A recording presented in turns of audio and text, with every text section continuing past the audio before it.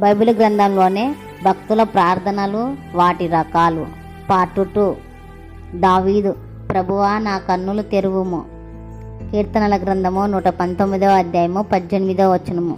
శిష్యులు, ప్రభువా ప్రార్థన నేర్పుము. లూకాసు వార్త 11వ అధ్యాయము 1వ వచనము.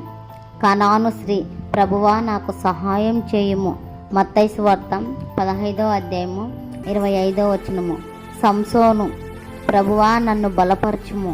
న్యాయాధిపతుల గ్రంథము 16వ అధ్యాయము 28వ వచనము.